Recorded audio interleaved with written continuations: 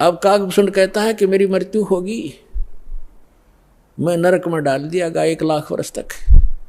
लेकिन थोड़ी बहुत जो कलम चढ़ी थी, थोड़ी बहुत भक्ति प्रारंभ की थी प्राथमिक, उसका लाभ मिला। अगले जन्म में मुझे मनुष्य जीवन मिला, 1 लाख वर्ष नरक भोग गए। मनुष्य जीवन मिला तो मैंने एक लोमस ऋषि के साथ वाद विवाद कर दिया। उसने मुझे श्राप दे दिया, अरे चंडाल, तो चंडाल के घर जन्म हो तेरा, वाद विवाद करता है। तो काकभूषण कहता है कि गुरु जी, मैंने दुख नहीं माना संत के उस कुवचन का, और उसने श्राप दे दिया। मैंने हाथ जोड़कर ये कहा कि हे महर्षि जी, दास पर गलती बन गई, मैं नीच व्यक्ति हूँ, मैं कर्महीन हूँ, तभी तो ऐसी भाषा में आपके सामने बोल गया, मेरा दुर्भाग्य था। एक दया करियो दयालु कि मैं किसी जन्म में से चंडाल का पैदा हूँ, पर आप भगवान की भक्ति ना भूल पड़े, ये दया कर दो मुझे। तो ये आशीर्वाद दे दिया लोमस ऋषि ने।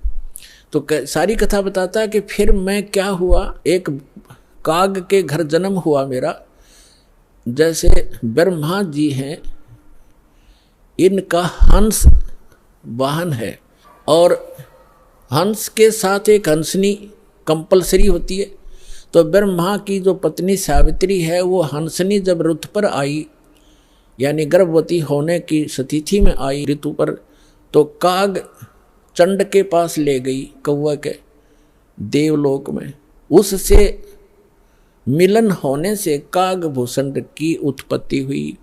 शेष शरीर मनुष्य जैसा है, ऊपर का मुंह और चोंच कौवे जैसी है।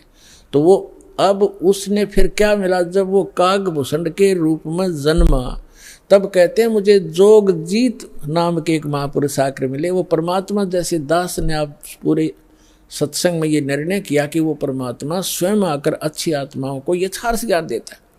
तब उसने बताया कि मुझे जोगजीत नाम के एक संत मिले, जिन्होंने मुझे उस परमात्म तत्व का ज्ञान दिया। उन्होंने मुझे ऐसा मंत्र दिया जिससे मेरी यह स्थिति हुई कि मेरा बहुत युगों तक अमर शरीर होगा। अब काकभूषण की भी मृत्यु होगी, क्योंकि अब ये समय है, इस समय में जब काकभूषण का जन्म होता तो मोक्ष हो सके था। अब जो प्रसंग आज का चल रहा है कि 2 प्रकार से मानव शरीर प्राप्त है। आप जो परमात्मा के लिए भटक रहे थे और यहाँ आ गए, आप बहुत पुण्यकर्मी प्राणी हो।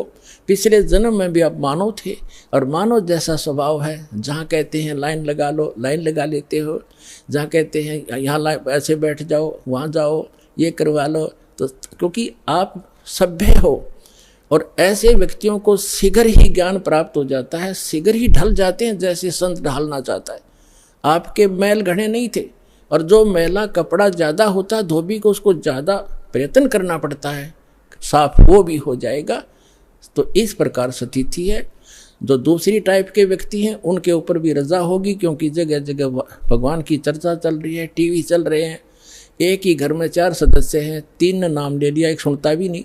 तो वो मनुष्य योनि से आया हुआ प्राणी नहीं है, को पूर्व संस्कार से जुड़ गया। लेकिन धीरे धीरे जब सारे परिवार लग रहा है, परमात्मा की वाणी चलती है, उस पर उस वाणी का भी असर होगा, और आज पूरा विश्व परमात्मा के चरणों में एक बार आएगा और सबका कल्याण होगा, चाहे किसी प्रकार जन्म हुआ हो। बोलो सतगुरुदेव।